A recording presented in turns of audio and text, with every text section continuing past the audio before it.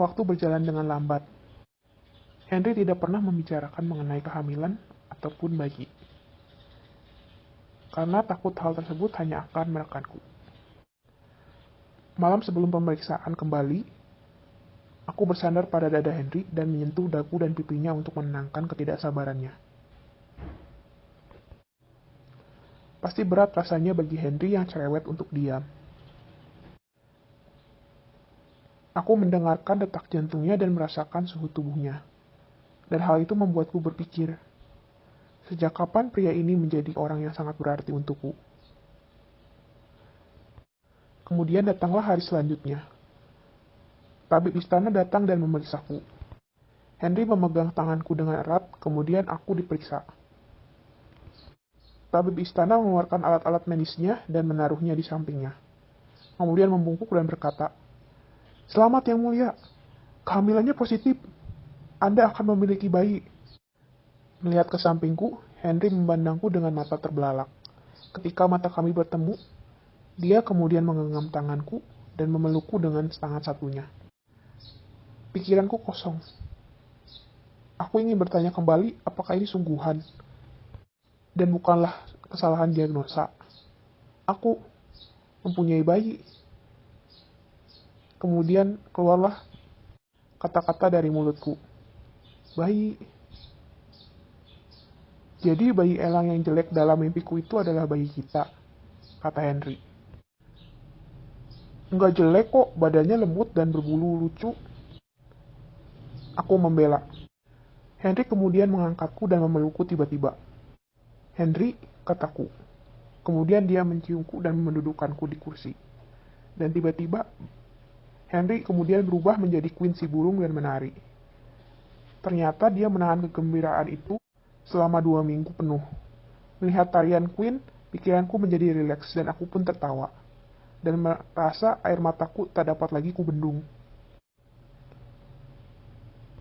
Aku hamil. Aku akan menjadi ibu. Aku tidak pernah ingin menjadi ibu. Untukku, kata ibu adalah sebutan untuk ibuku, bukan untuk aku. Dan aku tidak pernah menyangka aku akan menjadi seorang ibu. Ini adalah sudut pandang yang tak pernah kupikirkan sebelumnya. Kehidupan yang ada di perutku yang masih berupa sebuah darah, kelak akan menjadi bayi yang besar 2 tahun kemudian. Air mataku jatuh ketika kuusap perutku. Dan Queen berhenti menari dan mendatangiku. Kemudian memeluk perutku dengan pinggangku dengan sayapnya yang lebar.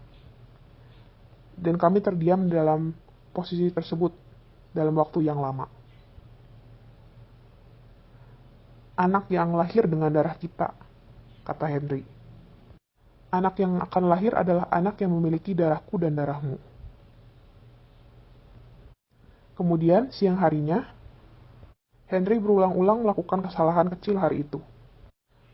Mengkina pun sampai mengangkat alisnya melihat semua kata-kata yang salah di kertas. Dan ada noda tinta sehingga harus ditulis ulang. Kelihatannya Henry senang sekali. Emangnya ada apa sih? Katanya. Mekina sampai memohon kepadaku untuk mengatakannya. Dan aku hanya menggelengkan kepalaku dan berkata, "Nggak tahu."